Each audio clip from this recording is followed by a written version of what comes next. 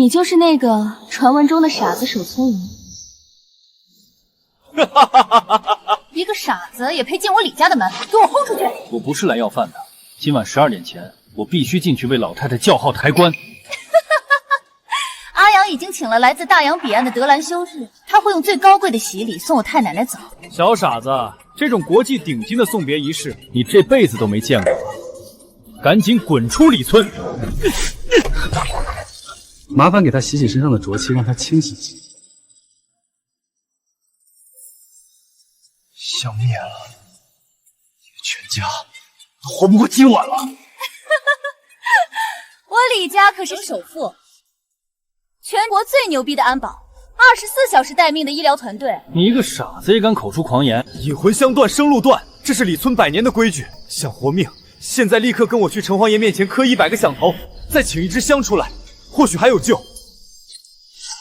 去打听打听，谁见了我不喊一声苗姐？如来佛祖坐哪座山头都得我李家说了算，城隍爷算什么东西？也配让我弯腰？还请香？本小姐现在就把这些烂木头全部踩成灰！李村祖上8灾民依附换钱，罪孽深重。若无守村人叫好压阵，今晚12点一过，积压100年的夜帮爆发，李家108口，谁也跑不掉。苗苗，最后警告你一次，去买新的引魂香，还有不到20分钟。居然还敢咒李家！信不信本小姐现在就让你见不到明天的太阳？大小姐，老太太才刚去世，家里不宜见血。再说一个傻子，何须您亲自动手？不如让我请来的修女给李洛洗礼，或许李洛就不会这么风言风语了。阿阳不愧是我的心肝宝贝，连主意都出得这么好。那就按照周阳说的，让修女给李洛洗礼，把李洛身上的绝气好好洗一洗。这是法医，不能乱碰。什么法？不过是灵副布头拼起来的破衣裳罢了。德兰夫人可是有注册修女证的高级修女，她一定能为你这傻子驱散身上的邪灵，让你恢复正常。说不定你这傻子还有机会进李家做下人，穿定制工服，吃大鱼大肉，不比在这穷乡僻野吃了上顿没下顿好。我不想当李家的下人，我是守村人，只有我能守护整个李村的安宁。一旦你来，整座村子的人都会陷入灭顶之灾。把他衣服给我脱了。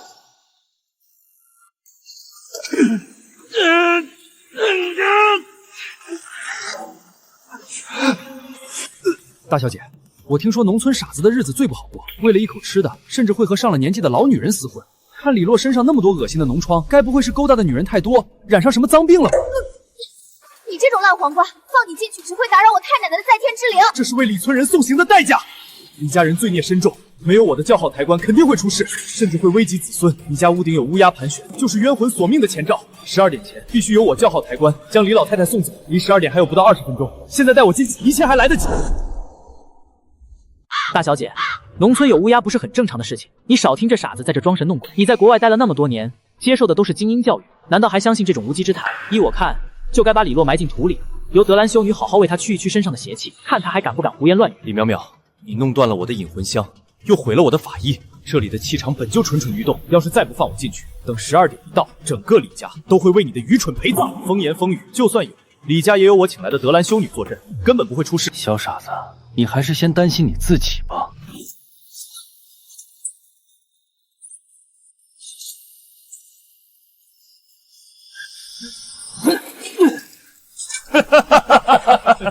大小姐，你看李洛的样子好像一条狗啊，要不还是把李洛留下来，送到您的那个斗兽场和猛兽搏斗取乐，一定很有意思。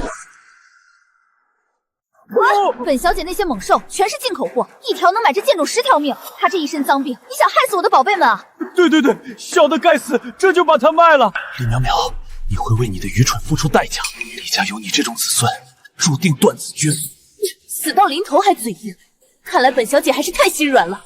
大小姐，要不把黑虎牵来，他正愁没活物练猎杀呢。住手！你们在做什么？老东西，你谁啊？少管闲事，否则连你一块埋了。骆小子，别怪他们，年轻人不懂规矩。等送走了老太太，我带他们给你赔罪。先送走老太太再说。老东西，听不懂人话，这傻子就是个骗子。你再不死他，我连你一起收拾。李村人去死，必须由守村人叫号抬棺，这是规矩。万一闹出事祸害全家，你怎么收场？老头，你以为拍僵尸片呢，还祸害全家？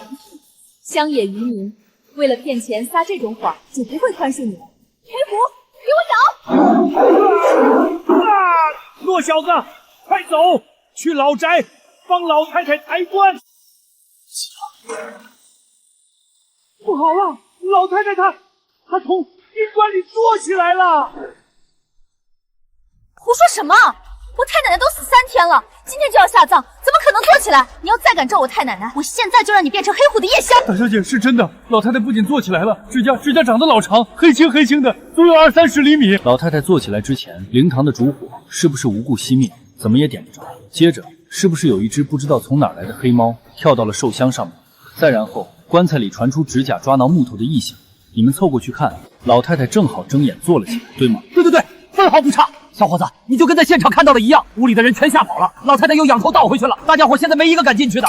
大小姐，别被这俩人演的双簧给骗了，管家居然被这傻子收买了。什么烛黄黑猫，一定是你们提前串通好，在屋里装了什么机关特效，就为了骗李家的钱吧？那是李家的命。笑话，本少爷今天就进这屋看看，看你们能装到什么时候。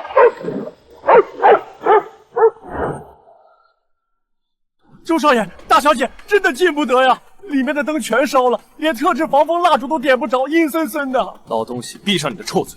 这世上哪来的鬼？我看就是电路老化，加上你们这群乡下人疑神疑鬼。淼淼别怕，等我拆穿这傻子的骗局，看我不把他的牙一个个敲下来。我找来了纱布。老小子，快别管我，救人要救不了自寻死路的人。喂110吗？李家村老宅发生大规模不明原因疫症及伤人事件，申请医疗救援和警方介入。对，还有地质隐患排查。哎呀，我怎么觉得这里好冷啊？是宾馆里的冷气散出来了。你看，老太太不是好好在那儿吗？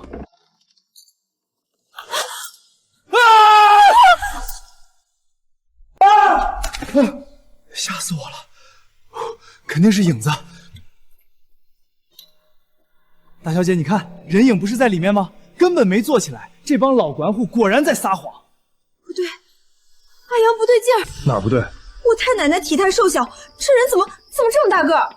而且这身衣服不是我选的那套寿衣。换个衣服有什么？我操！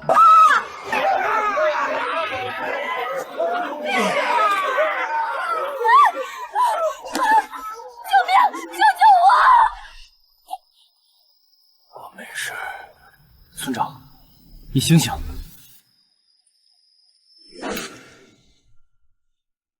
封锁所有出入口，1队佩戴防护面罩进去搜救，2队维持秩序。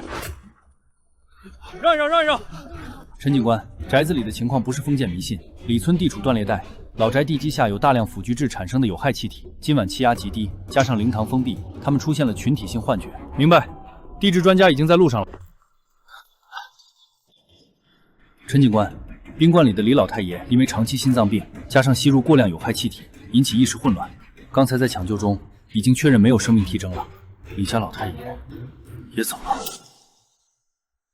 你说的对，初步检测，老宅下方的沼气浓度确实超标，且存在地基沉降引发的微小震动，容易诱发精神高度紧张者的幻觉。县城里现在应该已经传疯了吧？没错，说什么老太太诈尸索命的都有。我们已经发布了官方通报，但有些人的心魔不是通告能治好的。所有异常都有科学解释。李家的问题不在地底下，在他们自己心里。有鬼！有鬼！别过来！老太太抓我了！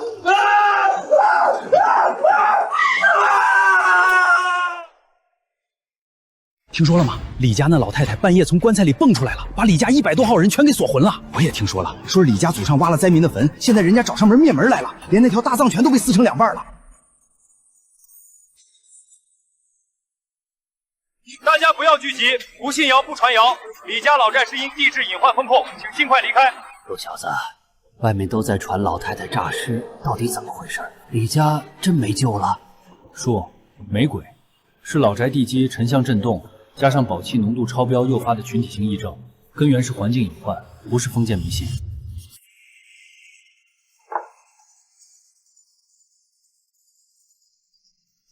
林老师，真相快要浮出水面了。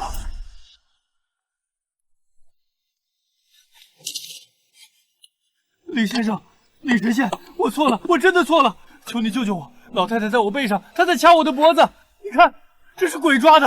我要死了，我马上就要被带走了，救救我！医生，麻烦给他看一下。初步结论，患者脸上的伤是他在幻觉中自己抓伤的。至于精神异常，是长期吸入高浓度硫化氢气体引发的中毒后遗症，导致大脑皮层受损。你需要立刻静脉注射及高压氧治疗，别在这胡言乱语。胡说！你们都是一伙的！有鬼！到处都是鬼！李家要绝后了！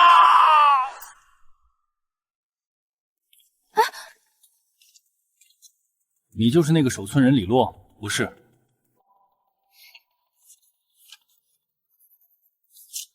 这里是1000万，救我女儿，开个价，只要你能让她恢复正常，钱不是问题。小先生，我女儿确实有些任性，但你也不是完全没责任。守村人的天职就是保全村平安，你拿着村里的供养，住着最好的别墅，却放任我女儿出事失职。别忘了，你那座房子盖在我李家的地皮上，我想推翻它盖成公厕，也就是一句话的事。你觉得我会在乎这点钱？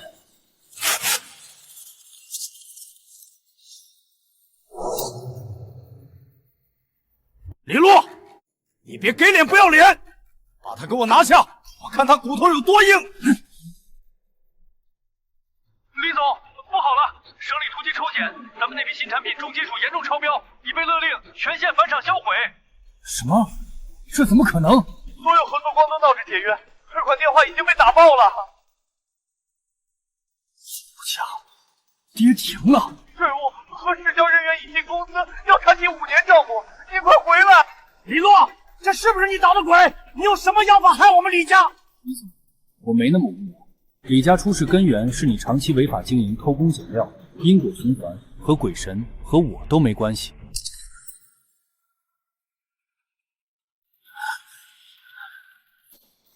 李总，他们等您很久了。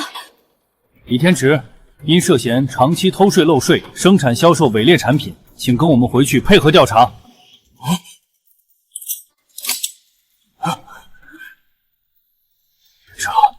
这不可能，一定有误会。李氏集团涉嫌重大。眼看起朱楼，眼看他宴宾客，眼看他楼塌了，这李家一夜之间全毁了。李洛，我们查实了，李氏集团的非法经营已经持续5年，被查处是迟早的事。昨晚的事儿只是压死骆驼的最后一蹄，法网恢恢，疏而不漏。有鬼！有鬼！周阳，你涉嫌多起电信诈骗和扰乱公共秩序，你被捕了。抓错人了，去抓李洛，他是妖人。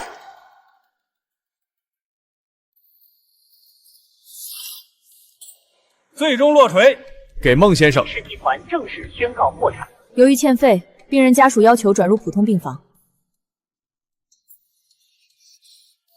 建筑，是你害了我爸，害了我的脸，李洛，你不得好死！我要杀了你，我要把你做သွ为狗！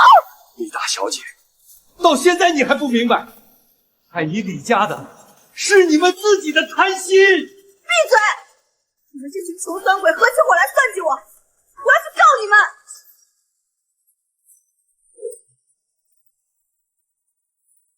妈，你可算来了！快叫保镖把这个贱种弄死！就是他害得我爸入狱，害得咱家破产的！妈，打我！你竟然为了这个傻子打我！这一巴掌打你不学无术，全家供你出国，你却连老祖宗留下的规矩都忘得一干二净，去给洋人当舔狗。这一巴掌打你不忠不孝，老太太为李家操劳一辈子，临了的后事却被你搅和得不能入土为安，现在还不知所踪。最后一巴掌打你眼瞎耳聋，听信周阳那个小人的挑唆，把李家害成这副形象还不知悔改。妈，我是你唯一的女儿，把我赶出去，你和爸怎么办？李氏集团怎么办？李氏集团已经没了，从今往后我李家没有你这种不孝子孙，你的死活与我无关。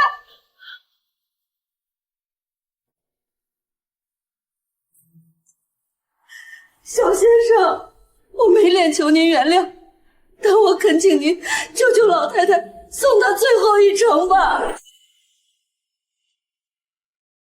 李夫人，起来吧。守村人接的是因果，不是义气。小先生，淼淼造的孽，李家认。但我太奶奶，她老人家苦了一辈子，晚年最疼的就是乡亲。如今生不见人，死不见尸，我这当孙媳妇的心如刀绞啊！你求他干什么？他就是个扫把星！闭嘴！陷害家里爱的还不够吗？这是老太太这些年的就医记录。其实老太太早年下放时落了病根，之前有过2次假死昏迷的记录，最长的一次呼吸脉搏停了足足半小时。所以那天在宾馆里，老太太可能只是深度昏迷，并没有真正离世。是我们糊涂，以为医生开了证明就万无一失。阿阳请的那帮人根本不懂医术，只顾着搞什么告别仪式，活生生把人关进了宾馆。如果是这样，那晚灵堂的异响就不是诈尸，而是老太太苏醒后的求救。小先生，只要能找回老太太，哪怕让我去坐牢我也认了，求您指条明路。老太太清醒后，如果逃离了老宅，受药物和缺氧影响，她会处于严重的认知障碍中。这种状态下，她只会去一个地方。哪里？她记忆深处最安全的地方。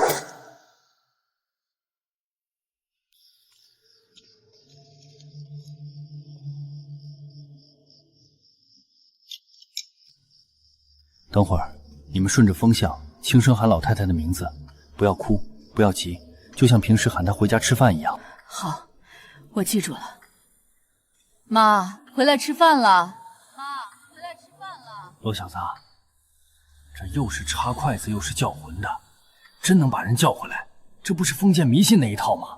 说，这不是叫魂，是行为引导。十字路口下有个废弃地窖，是灾荒年老太太躲避战乱的地方。她现在认知障碍，大脑会退化到她认为最安全、印象最深的地方。米饭的香气和亲人的声音是强烈的感官刺激，在寂静的深夜，这些熟悉的信号能帮她穿透幻觉，顺着本能走出来。妈，回来吃饭了，慢点儿。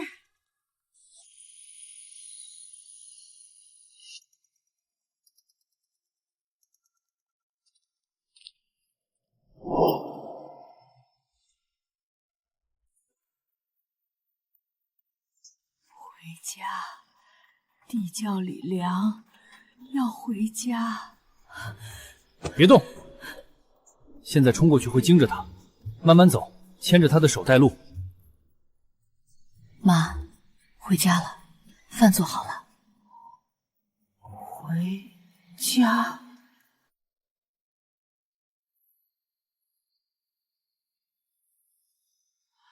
没事了，老太太是假死苏醒后吸入了老宅里的有害气体，加上受惊和脱水，引发了急性意识障碍。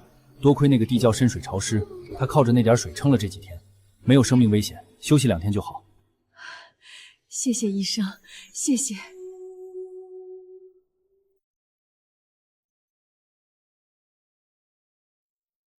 弱小子呢？奶奶，我在。苗苗那丫头是不是闯祸了？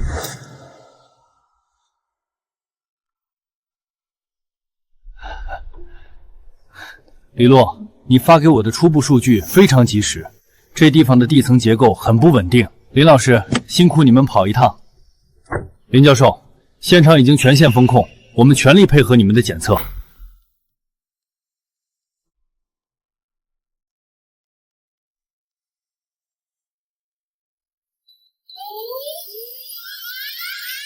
教授，地基缝隙处硫化护氢和甲烷浓度严重超标。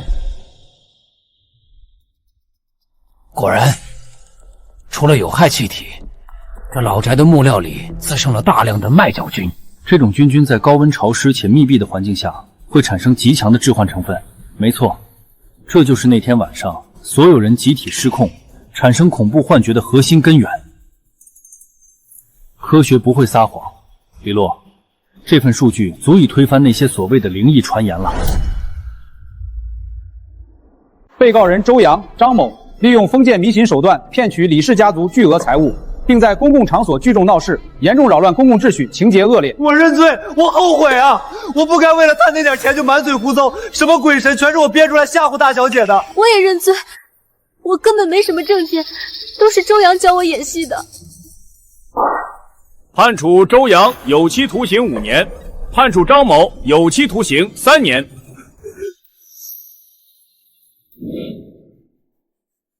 这俩人算是栽了。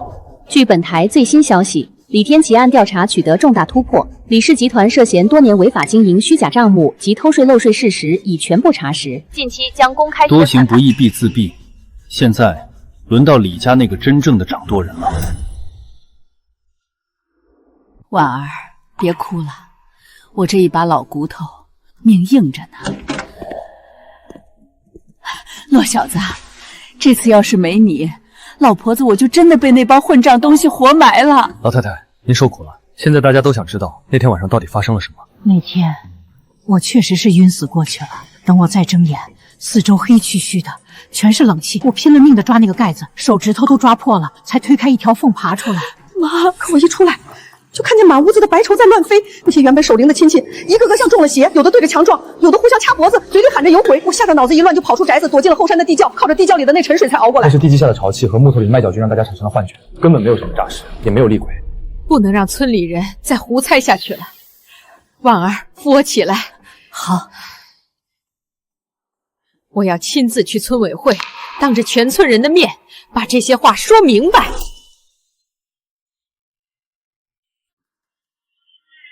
各位乡亲，李家老太太诈尸，那可是阴气冲天。如果不请本座的镇宅神符，你们全村都要倒霉。大师，给我来3张，多少钱都行。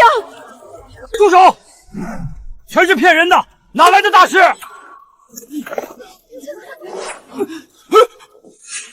用荧光粉装神弄鬼，报警！罗小子，这几天像这样的骗子已经抓了3波了，可大家伙心里还是虚，越不让传，这谣言传得越离谱。李洛，光靠抓人堵不住嘴，现在民间甚至有版本说李家老太太是被借尸还魂了，必须尽快拿出完整的科学结论。林教授的报告快出来了，后天咱们就在村委会开村民大会，由你、林教授和医生当场把这颗迷信的毒瘤彻底切掉。林教授，这是李家历代守村人传下来的笔记，外人以为这是驱鬼咒语，其实它是李村100年的生存指南、地质变现记录、历次疫情汇总，还有这些手绘的地层拼命图。笔记里写，凡葬者3日内必入土，起棺前必燃火通风。这对应的是遗体腐败产生的气体压量，以及咱们村特有的有害气体预警。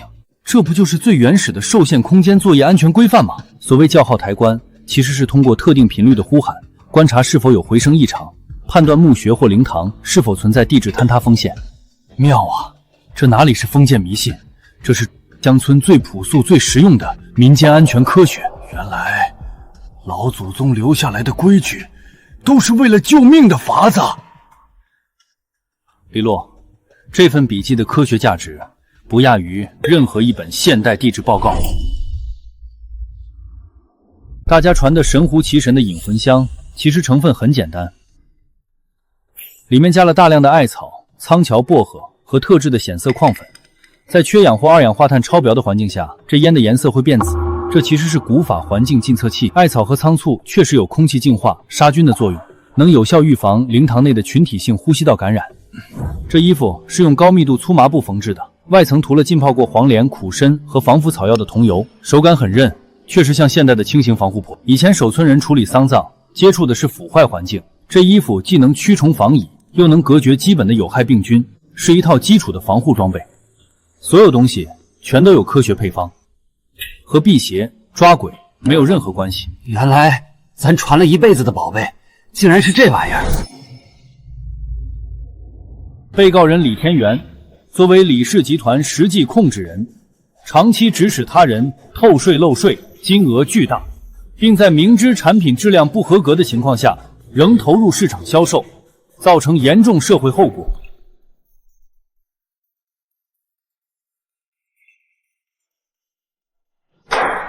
判处被告人李天长有期徒刑15年，并处巨额罚金，没收全部违法所得。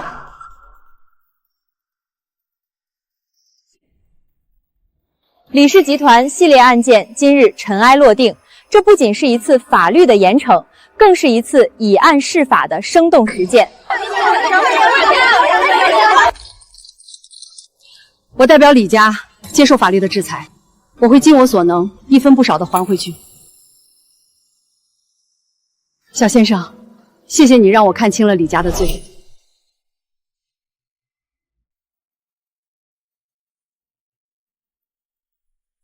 苏女士，你把自个儿的钻戒、首饰全当了，连省城的房子都卖了，就为了给村里建这个。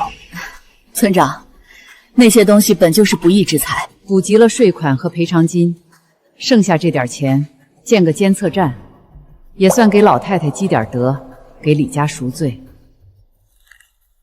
苏老板，以前的事儿算扯平了，往后好好干。骆小子，德顺，是我李家教子无方，让你们受了大委屈，受了大罪啊！老太太严重了，是非曲直，现在大家都看清楚了。骆小子，过2天的村民大会，老婆子我也要去，我要亲自去扇那些迷信壳子的脸。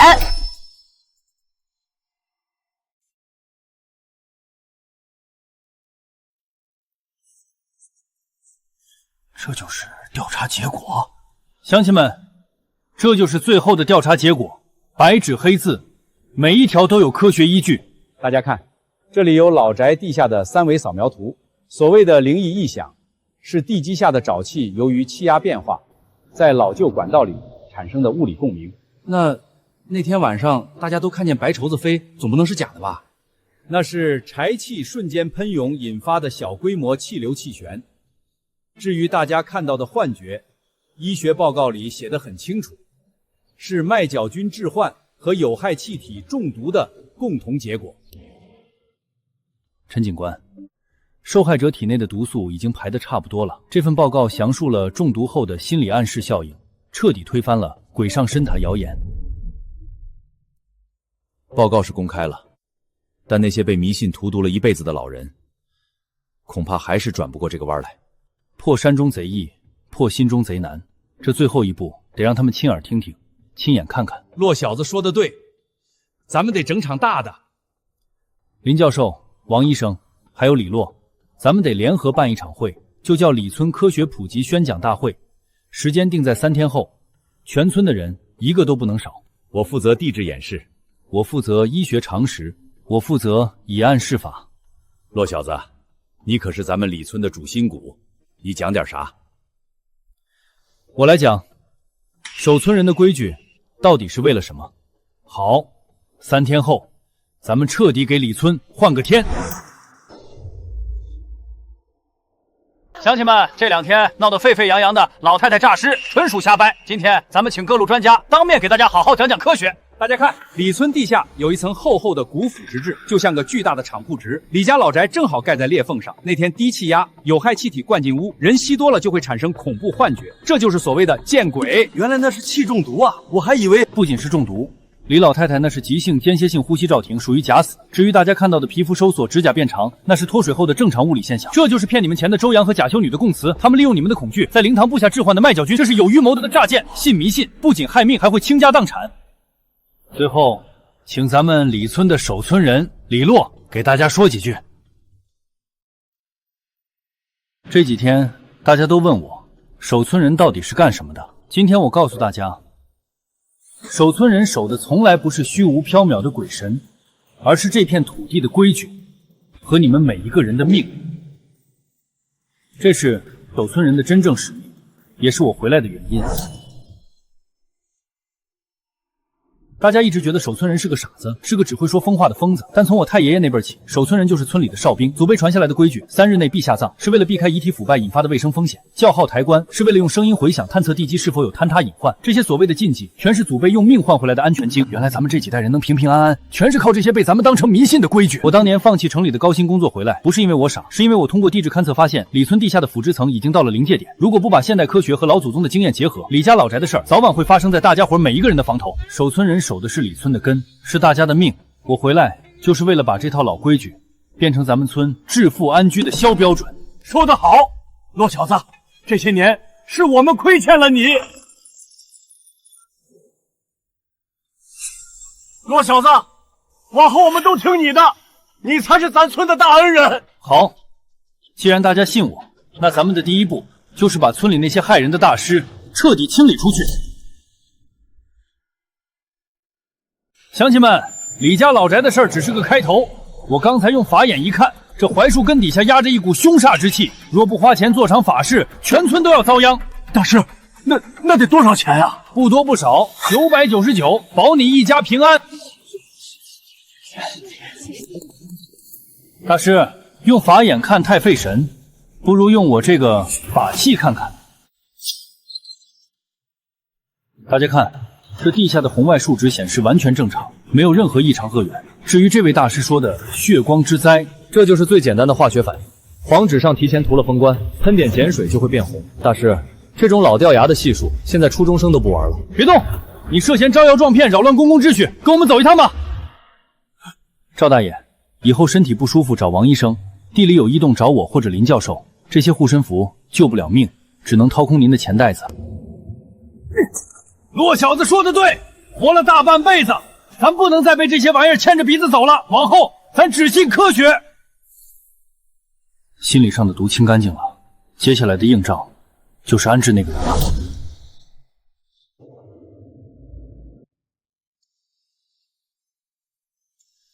脊柱受损太严重，神经压迫不可逆，这辈子恐怕站不起来了。不过好消息是，经过心理干预，他的偏执妄想症状基本消失了。苗苗，看看奶奶，看看你妈。奶奶，妈，李洛，我爸被判了，周阳那个混蛋也进去了，李家全毁在我手里了。对不起。道歉没用，李家欠村里的，欠那些受害者的，得还。我记得，我以前总觉得规矩是给弱者定的，觉得有钱就能买断因果。现在我知道了，目无规矩，必遭天谴。李洛，我想把我的经历，我这一身的伤，还有李家的教训，全都拍成视频发出去。我要告诉那些和我一样狂妄的年轻人，不要忘本，不要信什么大师邪说，更不要目无王法。这就是我唯一的赎罪。如果你真能这么想，李家或许还有一线生机。李洛，这里的氯化气浓度正在迅速下降，加大风级功率，启动大型抽风泵，把地基底下的沉浮机器全部抽出来，送入中和塔处理。这哪是抓鬼啊，这就是排污嘛！这些腐烂的木头就是致幻的源头，必须全部集中焚毁，一点都不能留。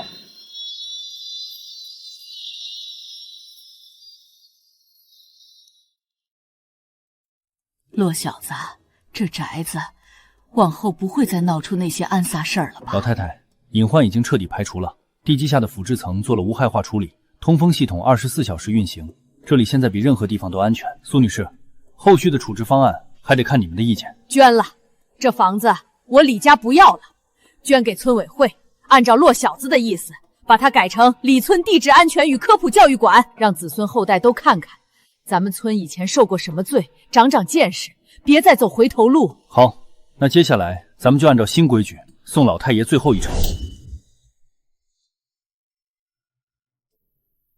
小先生，他爷爷在医院已经走程序火化了，按照咱们村的念想，骨灰还是得回来办场丧事入土。骆小子，老婆子，我想求你主持这场丧事，就按咱们李村人都看个明白，那些规矩背后到底是怎么回事。老太太，您确定按老规矩办可能会打破很多人的幻想？打破了好，打碎了那些虚头巴脑的，大家伙才能活得踏实。罗小子，你这是要把老祖宗的规矩给改了？不是改，是还原。比如灵堂3日不得闭门，以前说是怕挡了魂，其实是为了空气流通，防止尸胺和有害气体聚集。我要把这些内核用现代安全标准固定下来。苏女士，方案我做好了，这场葬礼就是李村未来的安全标准。全天通风，感应预警，人员限流。葬礼定在3天后，这3天里，灵堂必须保持24小时强制通风，除了直系亲属，禁止大规模人员聚集，所有人进出必须经过安全检测。这就是老祖宗真正的规矩，也是我们必须守住的新标准。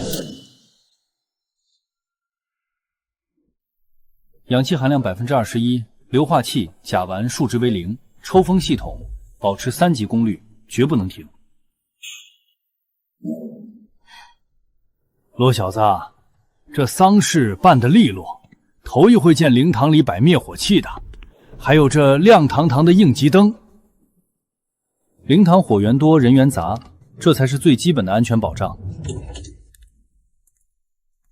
小先生，按照您的规矩，除了我和2名安保，今晚没有任何人聚集。老规矩里的守灵本意是看护火烛和观察遗体状态，现在环境安全，你也要注意休息。以前办丧事总是提心吊胆，听风就是雨，现在看着这些数据，我心里反而踏实了。乔见没？李家这回办白事儿，连个纸扎的小人都没糊，全整的是铁疙瘩一气。我活了一辈子才知道，原来灵堂得开窗户，那是为了防中毒，不是为了给鬼留门。科学办丧，生者平安。想学的，明天可以进来看看我们的安全公示牌。罗小子，你这守村人守得真客气。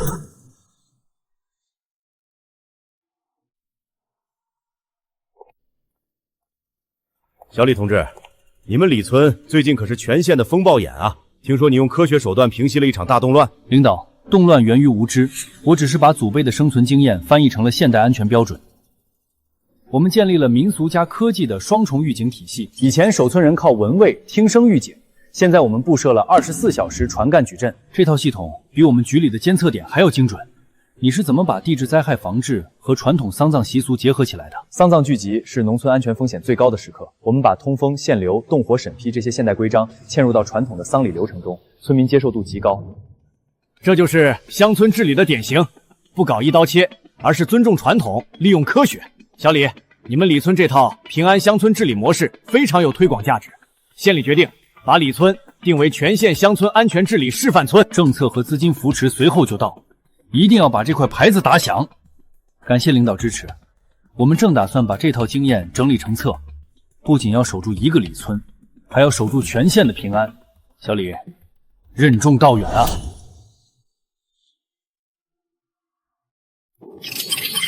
乡亲们，从今天起，咱们李村地下有什么风吹草动，全在这屏幕上了。哦，地基沉建，气体溢出，水位变化，全部联网。通过5G 网络直接同步到县应急管理局。不仅如此，村里的监控也和辖区派出所连通了。谁再敢在村里搞封建迷信那一套，咱们第一时间出警。骆小子，这玩意儿就是以前守村人的千里眼吧？老太太，这比千里眼更准。一旦数据异常，村委会的大喇叭会自动发出3级预警。骆哥，这红外传感器怎么调灵敏度？咱们村东头那片地最近水位好像变了。骆哥，我也想跟着你学地质探测，以后咱们村的安全，我们也想出一份力。好，想学的明天上午去科普馆，我亲自给你们上第一课。小先生，你真的把李村变了个样？不，是李村人自己醒了。走，咱们去检查下一个点位。这3天是关键。灵堂虽然是开放空间，但人员进出带入的二氧化碳和火烛消耗的氧气都要实时监控。一旦红色预警，所有人立刻疏散到院子里。明白了，小先生，大家伙儿都记着呢。搬运重物要注意腰椎，还有灵堂内严禁使用明火取暖，所有的电器线缆必须穿管走地。罗小子，你这讲究得比城里工厂还细致。以前咱抬重东西腰疼，还以为是受了风，合着是姿势不对。老规矩说停灵3日，现代医学来看，这是为了给死者一个最终确认的过程，也是防止假死。但从公共卫生角度，遗体在这个阶段会产生细菌，所以我们要保持低室温。所有接触过遗体衣物的人，必须按照我教的7步洗手法消毒。原来这就是所谓的去晦气。没错，洗手消毒、换衣服，就是物理层面的去晦气。假设现在发生火灾或有害气体泄漏，听我口令，所有人弯腰，用湿毛巾捂住口鼻，按照地上的地势向荧光箭头走。罗小子，你把这丧事办成了安全课，这辈子没见过这么干净、这么踏实的灵堂。只有活人安稳了，死者才能真正入土为安。3天期满，苏女士，明天一早准时起灵。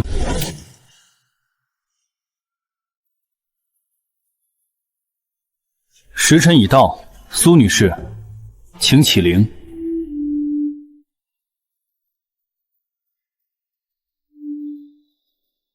香烟平稳，空气清明，环境安全，准许起灵。李村的老少爷们儿，听我喊号！好！一家有事，大家来帮，互助互爱，共度难关。好烟不抽，好酒不要，廉洁自律，守住清风。孝子有求，抬棺抬稳。生者尽责，死者为大。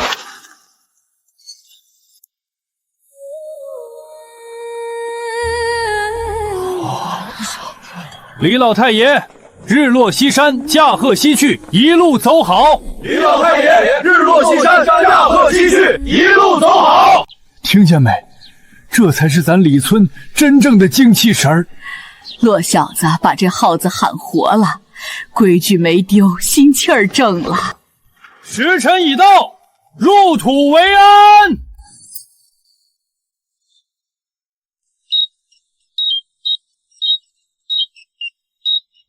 大家跟着绿色旗帜走，不要偏离路线。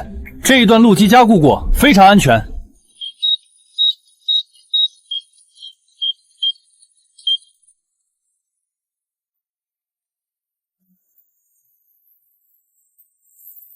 入土为安，李成。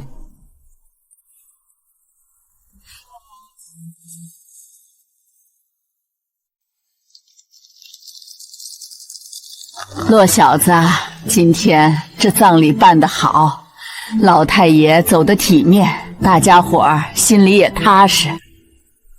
这是李家祖上传下来的，以前我们当它是驱鬼的秘籍，今天我才明白，这是咱们村的保命符。骆小子，只有交到你手里，它才叫传承。老规矩守住了，新生活也该开始了。守村人不仅守死，更要守生。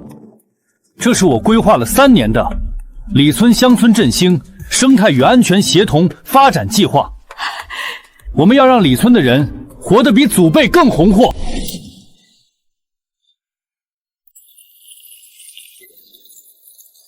乡亲们，守住了命，接下来我们要守住的是大家的腰包。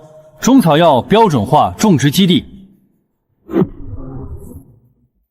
李村的土壤富含特定微量元素，最适合生长艾草、苍照和薄荷。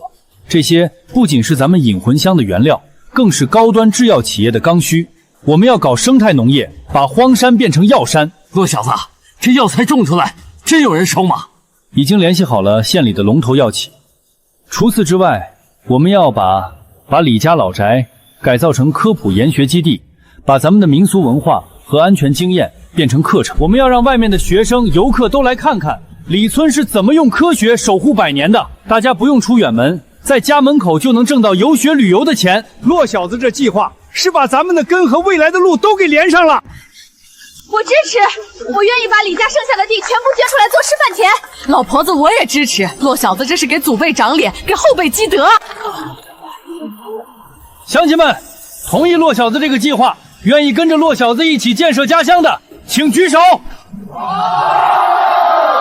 骆小子，你说怎么干，我们就怎么干。对，跟着骆哥走，肯定有肉吃。好，那咱们今天就开始重建李村。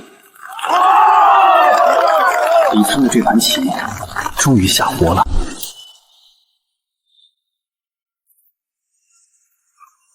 林老师，这里的隔断得加厚，用来做有害气体模拟演示区。放心吧，李洛，所有的科普壳钳和3维地质模型，我的团队都会免费提供。这种民俗加科学的模式，值得全国推广。水泥一定要国标的，这钱不能省。小先生，我把省城最后一套公寓也卖了，李家亏欠这房子的，我苏婉要亲手把它补回来。苏女士，村民们都看着呢，这份情李村记下了。洛哥，苏大姐，咱村里人没啥钱，但有的是力气。对，这科普馆是给咱娃娃们修的，我们不要工钱，管顿午饭就行。好，乡亲们这份心意我记在心里了。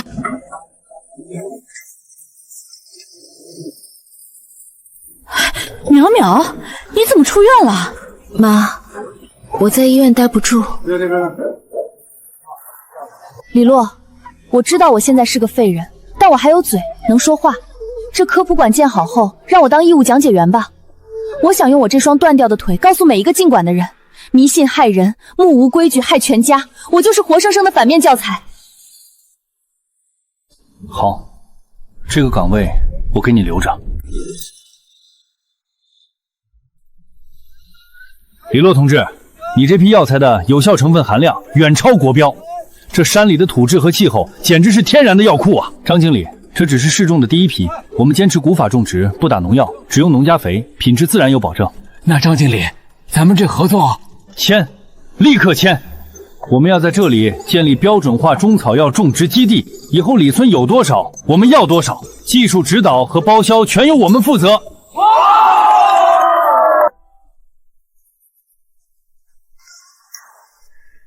李洛，期待咱们的李村药谷早日成型。啥？大柱啊，你要回村？好，好，好，村里现在正缺重要的好手。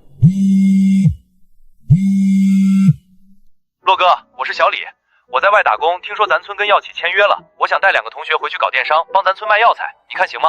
行啊，只要想建设家乡，李村的大门永远为你们敞开。李村，我回来了！骆小子真行啊，把这群飞出去的金凤火全招回来喽！这才是李村真正的守村人的队伍。周阳，今天李洛跟我过来，是想听听你对李村后续科普建设的想法。李先生，对不起，在里面这段时间，我每天都在看书，看了地质节，看了法律常识。我以前真不是人，为了那点钱，我编排什么邪灵，害得老太太差点活埋，害得全村人差点发疯。我那时候真是猪油蒙了心。你能意识到那些所谓的大师手段是骗术，这牢就没白坐。李先生，这是我在狱中写的悔过书，还有我总结的所有江湖骗子的常用套路，我想把它捐给你们那个科普馆，就放在最显眼的地方，让大家都看看我这个反面教材，别再有人像我这么荒唐，为了贪财去害人。周阳，好好改造，法律不仅是惩戒，更是救赎。这小子总算活明白了。李洛，这份东西分量很重。迷信是心魔，只有当事人现身说法，才能真正震慑住那些还在摇摆的人。把这份黑暗晒在阳光下，李村的阳光才会更透亮。走，回村。科普馆的警示区有内容了。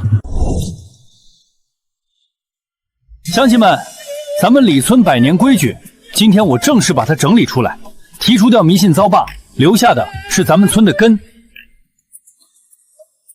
我们要讲的是邻里互助、尊老爱幼、敬畏自然、安全第一。这不是符咒，是咱们村的法宝。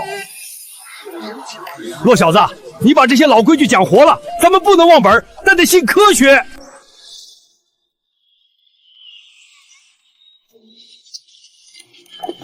一家有事，大家来帮，大家来帮，勤劳致富，建设家乡。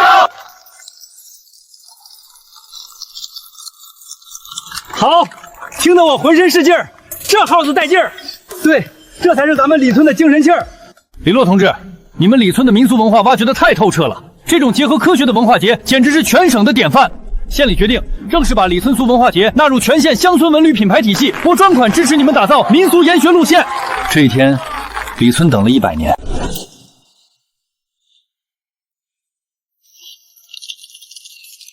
李洛同志，你们李村用科学技术赋能乡村治理，不仅破除了迷信，更找回了乡村发展的魂。这种模式值得全县学习，要把李村的经验整理成册，推广到每一个村落，守护全县平安，推进全面振兴。乡亲们，经过大家的推选和表决，苏婉同志全票通过，正式担任李村村委会副主任，分管文旅和公益。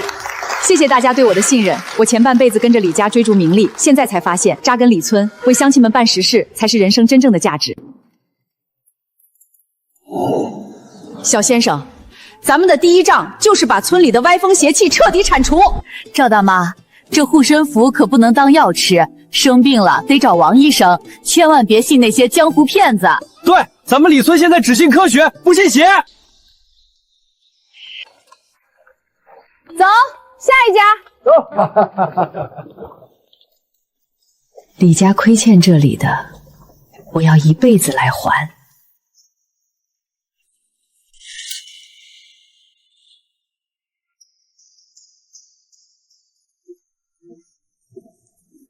妈，您歇会儿吧，这花长得可好了。不累，看着这些花草长得旺，我这心里也踏实。咱们这把年纪，能赶上骆小子带咱们过上这好日子，真是修来的福气。孩子们，你们看，100年前，咱们李村穷得连饭都吃不上，靠的是守村人一点一点地摸索地底下的脾气，救了全村人的命。规矩不是拿来拜的，是拿来守的，守的是那份对土地的敬畏，对生命的责任。现在的科学比以前更准了，你们要好好读书，将来像骆小子一样，用科学守住咱们李村的根。骆小子，老婆子我活了大半辈子，心从来没这么安稳过。祖辈们盼了100年的守村人大愿，今天在你手里真正圆满了。老太太，这也是大家的功劳，李村会越来越好的。守村人的心愿终于落地生根了。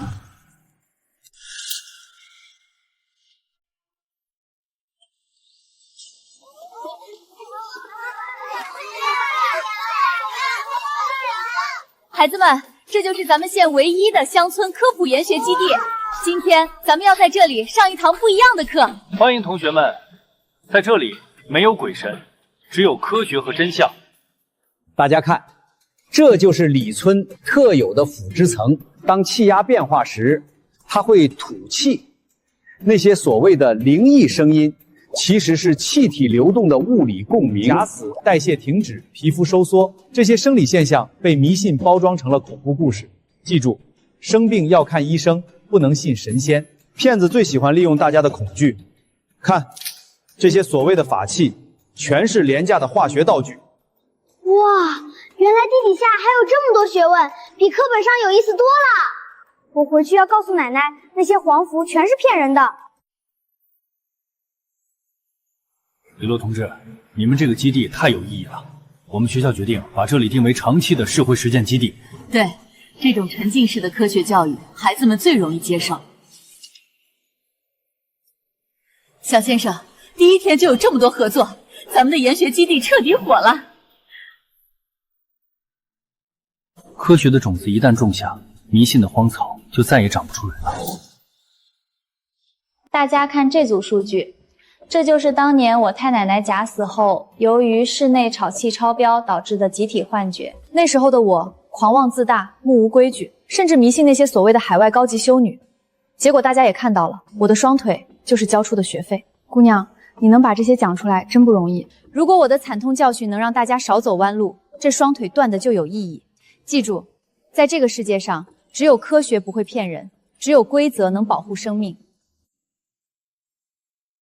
所以，那些打着改运、做法齐头的所谓大师，全是盯准了你的钱袋子。我是李淼淼，我在李村科普馆带你拆穿封建迷信的真面目。妈，你看，今天又有很多网友私信我，说他们差点就被网上的那些假大师给骗了。淼淼，你真的变了，变得让妈自豪。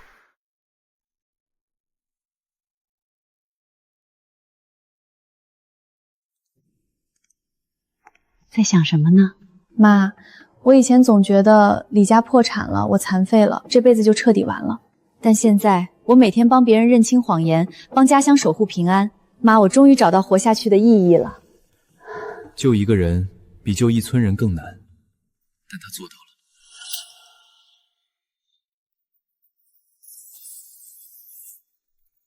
李洛，你们这加工车间的产能比我预想的高出1倍，全产业链闭环，品质控得死死的。张经理，咱们现在是公司加基地加农户模式，全村种植规模已经突破2000亩。洛哥，这个月的财务结算出来了，参与种植的村民人均月收入翻了3倍。之前在城里打工的大床二黑他们，现在全回村进车间当技术工了。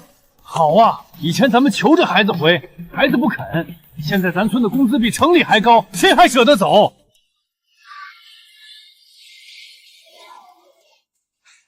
苏副主任，咱们村的新房子住着真舒坦，通了天然气，还有地暖，以前做梦都不敢想。大叔，只要大家敢干，好日子还在后头呢。热烈欢迎省农业农村厅调养组莅临李村指导工作。李洛同志，你们李村不仅解决了地质安全隐患，还把生态安全转化成了致富引擎。这种安全治村、产业兴村的生态农业模式具有极强的可复制性，要作为全省的典型，向全省乃至全国推广。产业兴了，李村的魂就彻底稳住了。大柱，如果监测站发出2级预警，你负责的第一件事是什么？报告洛哥，第一时间切断受灾区电源，并配合引导小组疏散群众。小李，你负责的无人机混检，每天必须覆盖村西的老旧窑洞区。明白。洛哥，我会把实时画面同步到县里的应急中心。林峰，你是老兵，这支队伍的纪律和体能交给你，我最放心。保证完成任务。演练开始。这里搭帐篷，快！看这里，深层位移数据每秒更新一次，0.02毫米，正常波动范围内。守村人不能只靠眼睛看，要靠数据说话。地底下的脾气都在这些数字里。好啊，真是好啊！村长，以后不管我在不在，村里都有了守护者。陆小子，以前我总担心你走了，李村就没根了。现在我不怕了，李村的根永远不会断了。守护李村，守护乡亲。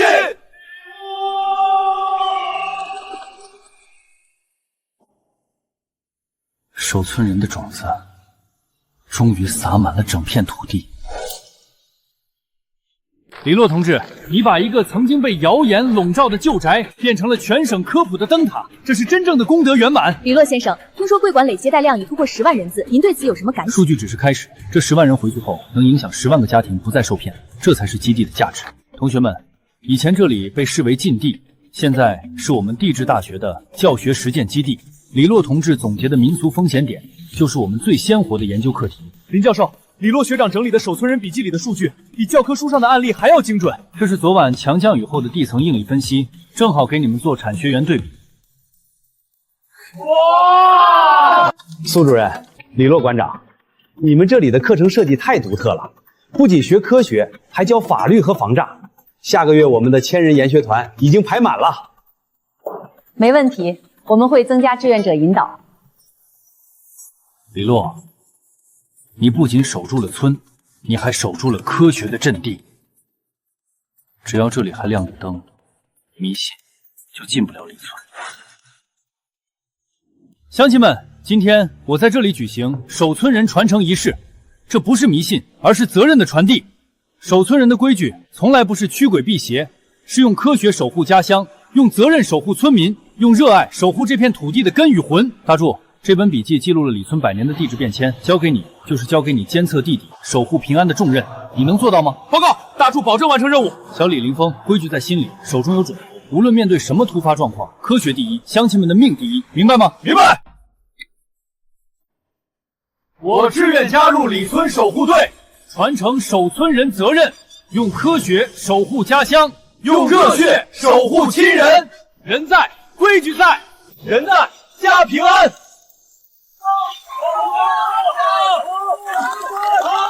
好，这才是咱们李村的好后生。从今天起，你们每个人都是李村的守村人。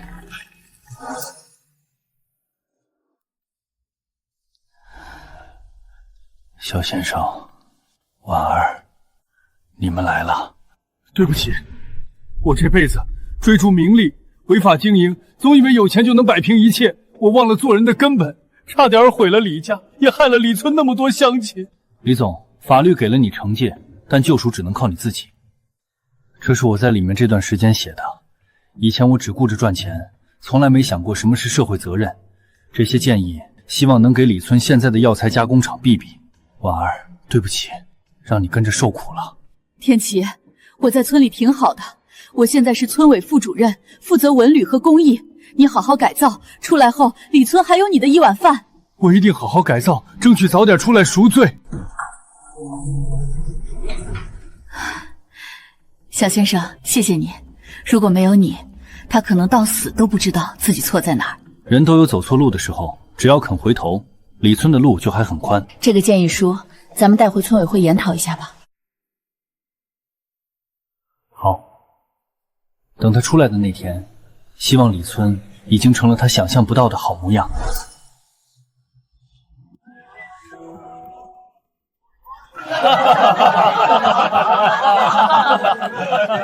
观众朋友们，这里是全省乡村振兴示范村李村。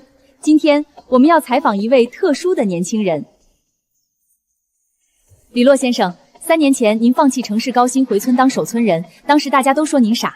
现在李村成了全省标杆，您后悔过吗？从不后悔。守村人守的不是封建迷信，是科学与责任。我回来是因为这片土地需要有人看门，乡亲们的安稳需要有人守着。那您觉得这世上真的有鬼神吗？人心生杂念，便是鬼神；心中有责任，便是神明。只要科学的光照进来，阴影里的东西就藏不住。好啊。馆长，这是咱们今年的成绩单，迷信举报电话已经连续半年为0了。小先生，药材厂的分红方案也出来了，家家户户都能过个肥年。罗小子，晚上上家里喝酒去。好嘞，叔，等我巡完这一圈就去。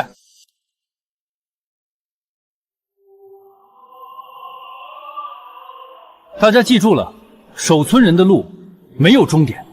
明白，守护家乡，人在平安在。我从来都不后悔。这个世界上没有什么鬼神，只有人心与责任，而我只是一个守村人。